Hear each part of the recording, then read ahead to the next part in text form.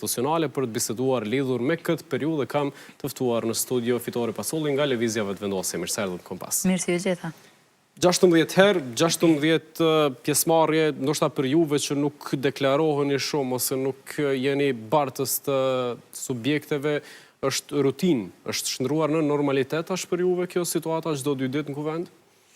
Jo, kjo nuk është normale, mirë po deputatët i përshtaten situatave, janë deputet të zgjedhur dhe e kanë obligim që të paraqiten sa herë që paraqitet nevoja, kështu që nuk është situatë normale, por është në detyrë që ne duhet ta bëjmë pa ndonjë hezitim. Megjithatë s'është produktive. Nuk është produktive. Nuk është produktive sepse ne shkojmë dhe nuk zgjedhim asgjë. Prandaj është shumë e rëndësishme që të arrijmë një marrëveshje sa më shpejt që të jetë mundur në mënyrë që kuvendi të fillon punën e tij. Marrëveshja nuk u pa fort në horizont, edhe presidentja sot e tha që ka disponim të vogël, megjithatë optimiste se mund të shtohet ky disponimi për të arritur një marrëveshje politike. Një takim që u mbajt për herë të parë mes kryetarëve të partive nuk solli marrëveshje ose të paktën shenja se mund të ketë diçka në afatin e shpejt. Po, ishte qartë që pas takimit nuk kishte ndonjë gjë, sepse të dyja partitë opozitare, përfshi edhe partinë e tretë, kishin këmbgulur në ato pozicionet e dyre, cilat vetëse i kanë bërë publike tashmë e saku. Pra nuk kishte vullnet që të respektohet vendimi i gjykatës kushtetuese, pra aktgjykimi i gjykatës kushtetuese i vitit 2014, dhe Kushtetuta e Republikës Kosovës, e cila përcakton që fitoria e zgjedhjeve, pra edhe përcaktohet kush i fiton zgjedhje, ka të drejtë edhe ta përcaktoj kush do të jetë kryetari i kuvendit. Kush po e mohon këtë? Jo, askush nuk po e mohon, mirë po e bojkotojnë, po e blokojnë procesin. Ti nuk mundesh mos me mohu, me thanë po ju keni të drejtë, por ne nuk po e pëlqejmë kandidatin cilin ju e keni propozu. Pra ata po dojnë që ne të hymë në një lojë që krijon precedent të rrezikshëm për vetë shtetin e Kosovës, për vetë funksionimin e kuvendit, sepse në të ardhmen secili mund të deklarojë se nuk pajtohet me personin cilin e propozon grupi më i madh politik në parlament. A s'është legjitime? Dëgjoj, nuk është... Ata mund ta kenë, mund të jetë legjitime, mirë po. Nuk mundesh mja përcaktu grupit më të madh se kënd me propozu. Sepse tani ne përfundojmë në një situatë ku edhe ne mund të përcaktojmë se kënd ata mundet me vendosë për nënkryetar. Ne sot të dëgjuam edhe kryetarin e Partisë Demokratike, i cili tha se për herë të parë po e pranoj që ne nuk do ta votojmë asnjërin që ka qenë pjesë e qeverisë Kurti 2. Pra nëse ne shkojmë edhe ndrojmë kandidatin, do të ketë prap një lojë, sepse partitë opozitare nuk janë të gatshme për me gjetë një zgjidhje. Ata e dinë që nuk do të arrijnë të kenë sukses, sepse ne kemi konstatuar edhe thejme edhe njëherë që në momentin kur konstituohet kuvendi, ne do t'i kemi votat për me votu qeverinë. Pra partive opozitare nuk pjo konvenon kjo gjë. Në anën tjetër ata vetë nuk kanë arrit në një marrëveshje cila pra nuk i kanë numrat për me kriju një qeveri, nuk janë gatshëm as të shkojnë në zgjedhje. Pra nëse konstituohet kuvendi tani mund të ketë edhe një vendim për të shkuar në zgjedhje, dhe dëshirojnë ta mbajnë kështu peng, në mënyrë që të kaloj kohë dhe këto të stabilizohen. Për shembull LDK-ja është si parti është në një gjendje të rëndë. Në çfarë aspekt? Ka përçarje brenda partisë. Kush është i përçam aty? Po ne kemi pa edhe publikisht, edhe ka pas deklarime, po edhe deputetët e thojnë kështu në grupet të mbylluna që ka përçamje thellë për shkak të problemeve që ndodhen me votat e diasporës, për shkak të manipulimeve. E kanë thënë edhe publikisht, edhe thënë në grupe. Situatën aktuale? Po lidhet me situatën aktuale sepse LDK si konvendon që të blejë më shumë kohë që ta stabilizoj gjendjen brenda partisë së saj. Prandaj asaj nuk i konvenon as që të ketë një qeveri me shumicën pra që udhëheqet nga kryeministri Kurti, e as të shkojmë në zgjedhje. Pra i konvenon që ta mbajmë pezull dhe del me ide, cilat thotë se janë ide kreative, Pra, e vlerëson vetëm për kreativitet të lartë, me ide cilat janë, i takojnë, si themi, shteteve cilat dalin pas luftës, kanë konflikte brenda, ka ndodhur ndonjë skandal i pa përmirësueshëm dhe vendi duhet shkojë në zgjedhje dhe në atë formë, atëherë krijohen një lloj qeverie gjithëpërfshirëse edhe hecet tutje deri në procesin e zgjedhjeve. A s'keni hise në këtë situatë, sot i patët 55 vota për komision, deri në 57 keni shku për zonin Haxhiu, ju duhen edhe 4 vota. A keni arrit të keni këso matematikash potencialisht, të siguroni edhe 4 për ta kaluar këtë fazë? Ne kemi kërkuar që me ndru mënyrën e votimit. Kemi kërkuar që dalim edhe të votojmë nga votimi i hapur në votimin e fshet, por partitë refuzojnë. Kjo për shkak se nuk i besojnë vetë deputetëve të tyre, për shkak të përqarjes që ka LDK-ja dhe për shkak edhe të dallimeve që janë brenda grupit parlamentar në PDK, ata nuk i besojnë deputetëve të tyre se mund ta votojnë kryesuesin e kuvendit dhe në momentin kur votohet kryesuesi i kuvendit, kemi konstituimin e kuvendit dhe duhet të procedojmë tutje. Ne çfarë po insistojmë është që të respektojmë rregullat, të respektojmë procedurat që deri më sot janë respektuar, në mënyrë që të mos krijojmë precedent të rrezikshëm që në të ardhmen të keqpërdoret kjo. A keni kriju precedent duke e propozuar ndryshimin e formës votimit në mes të procesit, në seancën konstituive? Po, ajo nuk është ndaluar. Nuk është ndaluar, është kontestuar në gjykatën kushtetuese tash. A keni dërguar komente si subjekt, qoftë edhe personalisht, qoftë kolegët e tjerë, keni pas sot para vetes një thirrje të kushtetueses për dërguar komente? Po, tani ne kemi mundësinë që t'i dërgojmë komentet, mirë po ajo çfarë mund të themi është se Kushtetuta e Republikës së Kosovës e thot shumë hapun që mundet me u bë votimin në mënyrë të hapur apo të fshehtë. Pra janë dy forma. Nuk thot njëra dhe tjetra nuk mundet. Nuk thot që nuk duhet më undru gjatë procesit. Sepse nëse shohim në atë mënyrë, procesi ka fillu, mirë po a mund ta ndryshosh emrin e kandidatit gjatë procesit. Nëse s'mund ta ndryshosh formën e votimit. Është shumë më e logjikshme me ndru formën e votimit se sa emrin e kandidatit.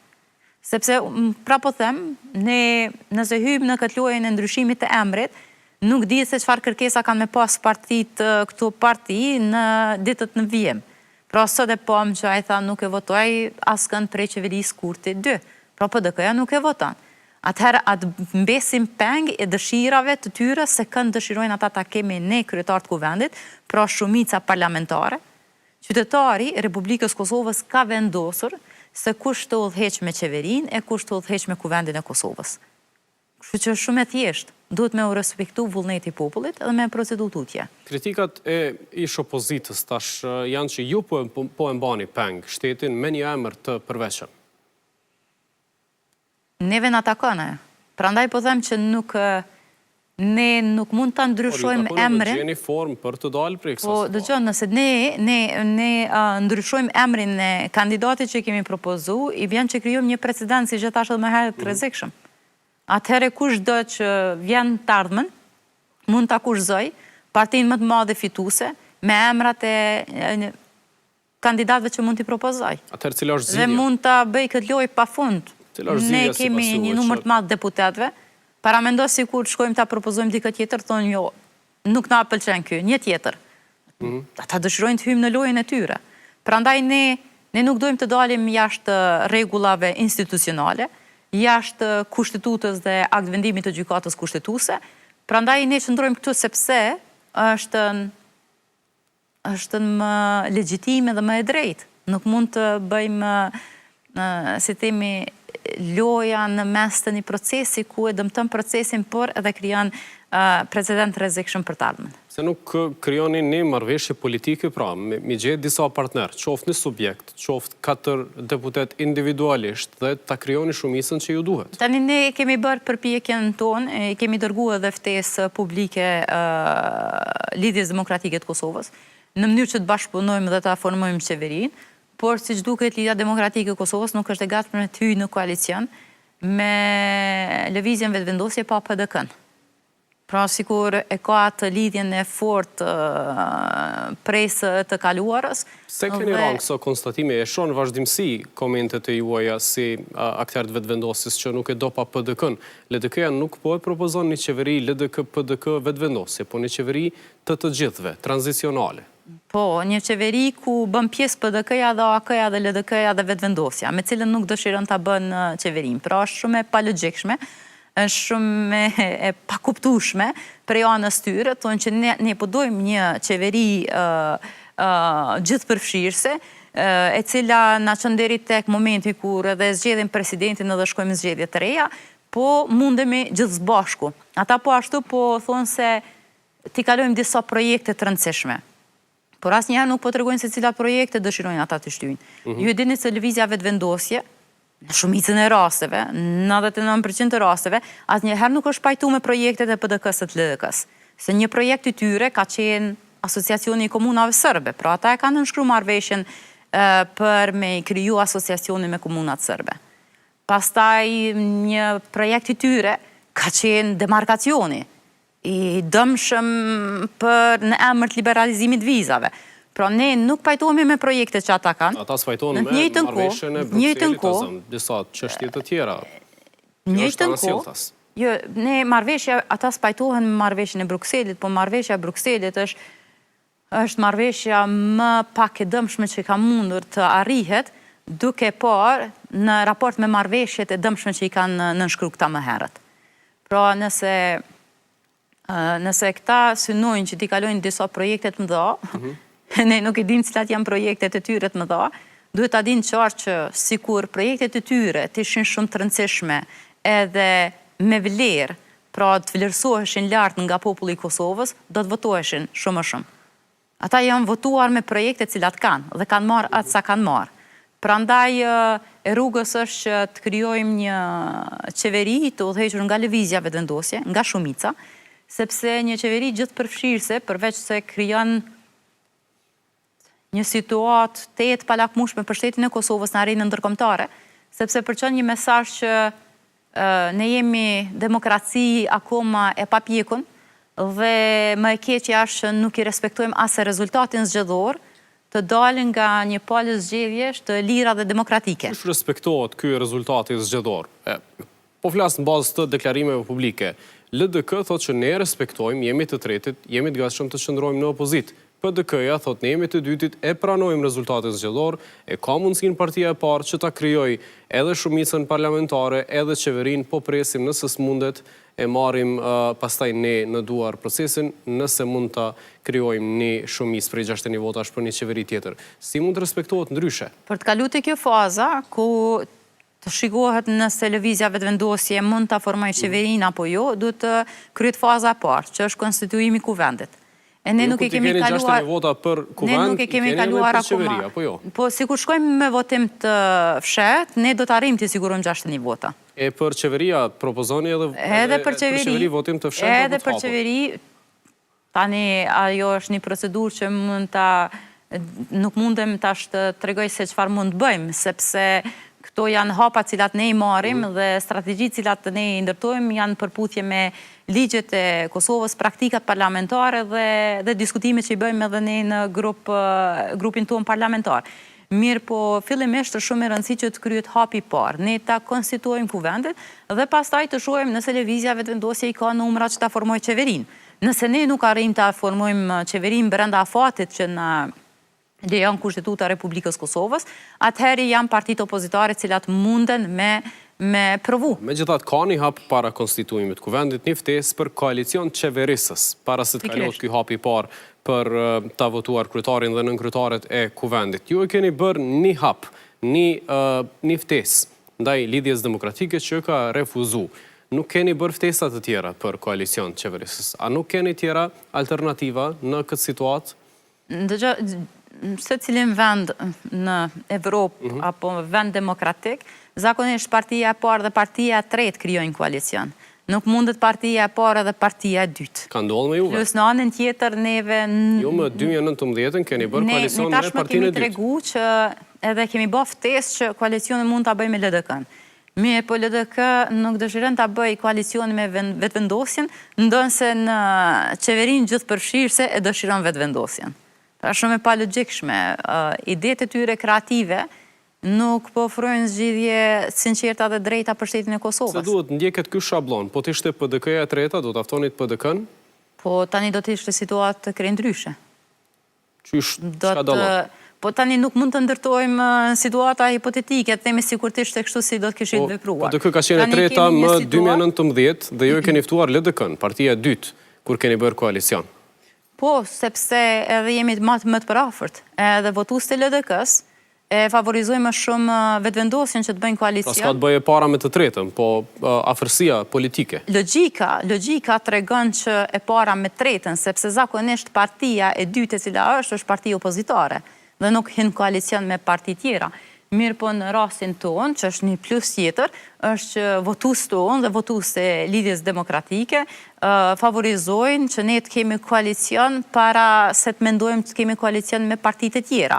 Nëse votuesit kanë këso entuziazmi për t'ju parë bashk, pse keni pas diskurs tash për ndaj njëri tjetrit gjatë fushatës edhe pas ditës votimit? Po tani diskursi ka qenë ai që ka qenë. Ka pas momente kur propozimet e partive opozitare cilat kanë qenë gjatë zgjedhjeve kanë qenë jo sinqerta, kanë qenë të paarritshme, kanë qenë thjesht me manipulu me popullin edhe është dashur me tregu qytetarëve që ajo çfarë po premtojnë nuk përputhen me realitetin Kosovë. Kështu që diskursi ka qenë ai që ka qenë dhe tani jemi në një situatë ku ne mund të ulemi dhe diskutojmë. A keni ndryshuar mendim për LDK-n? Varet për çka? Sa i përket cilësimeve që u janë bërë? Politika cilat ata shtyjnë edhe projekte cilat ata shtyjnë, ne mund të diskutojmë ato edhe të shohim nëse i përputhen interesat shtetit Kosovës apo jo, sepse ata kanë projekte cilat nuk janë në interes të shtetit Kosovës. Ta zëm? Po ta zëm, njëri që po mbjen tani në mend, ka qenë projekti për centralin e gazit. Diçka një projekt që nuk është fillimisht në interesin e shtetit të Kosovës, e çon Kosovën në një fazë të tranzicionit të dyfisht, me largu çmyrin, me marr gazin, pastaj me hik gazin edhe me investu në burime të ripërtrishme. Është ndatës, pra nuk është më i mirë se çmyri, është diçka që duhesh me ble, nuk është e jotja, nuk është në pasuri natyrore e shtetit tënë, edhe Kosova nuk është e gatshme të investojë në një projekt të tillë, sepse ekonomikisht e çet Kosovën në dy gjujt. Është quajtur shpesh edhe projekt strategjik. Si do të qoftë ky është projekt strategjik për interesa individuale të disave aty, edhe për përfitime të disave. Nuk është projekt strategjik për të ardhmen e shtetit Kosovës. Po, do të kemi ndoshta mundësi ti trajtojmë këto projekte në veçantë, jemi duke folur për një situatë politike, nëse ju konsideroni që LDK-ja ka pasur premtime megalomane, premtime të paralizueshme kundër interesit Kosovës në një koalicion potencial, partneri qeverisës kërkon që programi vet të inkorporohet në kuadër të programit qeverisës. Si do t'ja bëni ta, keni mendu këtë çështje? Tani kjo nuk është hera e parë që ne me LDK-n kemi bë koalicion, kemi pasur edhe një koalicion dhe ka pas diskutime, takime të shumta derisa është ardhur një përputhje e programit. Unë po them prapë që projektet cilat janë në interesin e shtetit Kosovës i pranojmë edhe i shtim për para, mirë po projektet cilat e dëmtojnë interesin e shtetit Kosovës edhe janë shpërputje me kërkesat e qytetarëve të Republikës Kosovës, nuk mund të shtysh, sepse sikur të ishin ato projekte të dëshirueshme për qytetarët e Kosovës, LDK-ja do të ishte partia e parë, por është partia e tretë. Është vlerësuar në bazë të projekteve dhe propozimeve cilat i ka dhënë gjatë fushatës. Tash ju keni bërë një ofertë, është refuzuar, nuk e di nëse keni shprehë sendet që mund të ndodhë një koalicion mes Lëvizjes Vetëvendosja dhe LDK-s. Jo, tash me LDK-ja ka tregu qartë që nuk është interesuar të bën koalicion me Lëvizjen Vetëvendosje. Ne kemi kuptuar këtë që LDK-ja nuk dëshiron që të jetë në një koalicion pa PDK-n. Okej, jeni ku jeni tash, a keni tjera ide, tjera alternativa, tjera opsione? Opsioni më i mirë dhe më i drejtë dhe më legjitim është që të procedojmë tutje, ta konstituojmë kuvendin. Pastaj kushdo që i ka numrat mund ta formoj qeverinë. A besoni që i keni numrat? Janë rregullat cilat ne duhet të respektojmë. Unë besoj që kur vim tek votimi i qeverisë, ne do t'i kemi numrat. Me kë? Po, tani unë nuk mund ta them me kënd, po ka deputet brenda Kuvendit Kosovës që vinë nga partitë opozitare edhe kanë shprehë interes që ta votojnë qeverinë. Pra jo me një subjekt, po me individ të caktuar. Me individ të caktuar. Dhe këtë pse s'po e bëni edhe para se të votohet kryetaria e Kuvendit, që ti keni 61 vota. Tani jemi në një situatë ku grupet parlamentare janë shumë, si themi, mbikëqyrëse për deputetët e tyre. Kur të konstituohet Kuvendi, ju mundeni brenda ditës ta votoni edhe qeverinë, ta thirrni në seancë jashtëzakonshme dhe të votohet kabineti qeveritar po atë ditë. Thyhet ky ngërçi politik edhe e kemi shumë lehtë që të vendosim tutje. Shumë lehtë masi të kemi konstituar Kuvendit, ti kemi kryetarin dhe nënkryetaret, edhe të vazhdojmë tutje. Çka e pengon vetëvendosin të diskutojë edhe tash me deputet caktuar? Ne diskutojmë.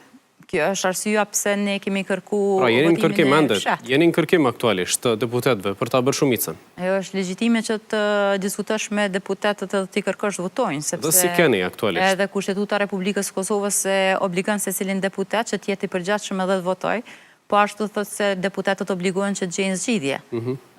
Kështu që ne gjithë obligohemi që të gjejmë zgjidhje. Është shumë legjitime që të flasim me të tjerët dhe t'i kërkojmë që ta mbështesin kandidatin ton.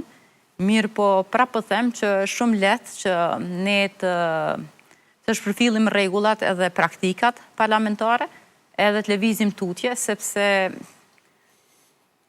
është lehtë tani, mirë po në të ardhmen mundet me pas pasoja, cilat ne nuk do të dëshironim që t'ja lëmë barë kujdo që vjen pas neve në proceset politike të Kosovës. A pritni diçka prej gjykatës kushtetuese ta sqaroj, ta jep një përgjigje më konkrete proceduralisht se si të shkohet në këtë situatë, apo thjesht jeni në atë pritjen e ndryshimit qëndrimeve potenciale politike?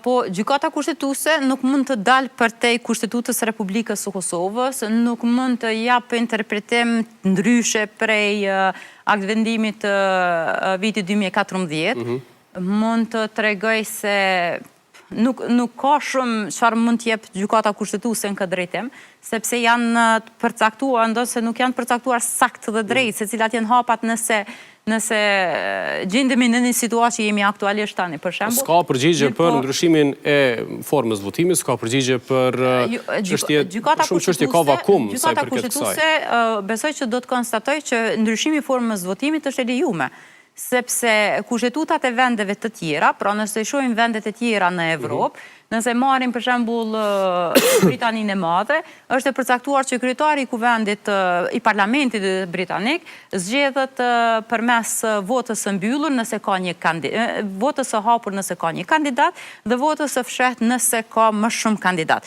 Mirë po ka pasur raste kur kjo procedurë është ndryshu dhe në vitin 2019 është votu kryetari i Kuvendit edhe pse ka qenë vetëm një kandidat me procedurë të fshehtë, sepse kanë menduar se është më legjitime, më e drejtë dhe i siguron më shumë hapësirë deputetëve që të vendosin. Është e ngjashme me Kosovën, sepse ju mund të kandidoni 2 persona për kryetar të Kuvendit. Nuk është e ngjashme, sepse po them se rregullat e tyre janë përcaktuara më saktë. Tonat, regula jonë e lejen është e hapun, pra mundën deputetët votojnë në procedurë të hapur apo të fshehtë. Pra të dyja mundësit mund t'i përdorin. Nuk thot, unë pse mora rastin e Britanisë, të regova që i përcakton kur mundesh me përdor. Regullat tona, kushtetuta jo nuk e përcakton kur mundesh me përdor njëren apo tjetrën, mirë po lejnë të dyja procedurat mundësin që të përdoren kur do që deputetët e shohin të nevojshme. Presidentja e përmendi kushtetuesën për situatën aktuale. AK-ja ka dërguar një landë në kushtetuese që ka të bëjë me një veprim konkret, çështja e ndryshimit të formës votimit. Presidentja tha që nëse smerremi vesh, mund t'i drejtohem kushtetuesës për situatën si tërësi. A sheni zgjidhjen e vetme nëse nuk ka ndryshim të qëndrimeve të krejt subjekteve në Kuvend? Po qëre, ne në fund duhet të dalim nga ky ngërç, Dhe mendoj që nëse tashmë e pam që presidentja ka propozu që kam i taku, edhe individualisht se cilin kryetar të partive politike, dhe nëse nuk ka ndonjë rrugdalje nga kjo ngërç politik, ajo do të insistoj të gjykata kushtetuese që të kemi një deklarim të gjykatës kushtetuese. Tani ne presim edhe që, unë mendoj që gjykata kushtetuese do të sjellë një vendim sa i përket të kërkesës së AK-s, dhe aty do të konstatohet që ne kemi pas të drejtë dhe mund të procedojmë me votimin e fshet. Diçka tjetër që përmendi presidentja është një çështje financiare, ekonomike, qindra miliona euro janë të pamundur të përfitohen prej Bashkimit Evropian prej planit rritjes pikërisht për shkak të mungesës së institucioneve. A keni edhe këso analiza për dëmit që po i shkaktohet vendit për shkak të këtij ngërçi aktual?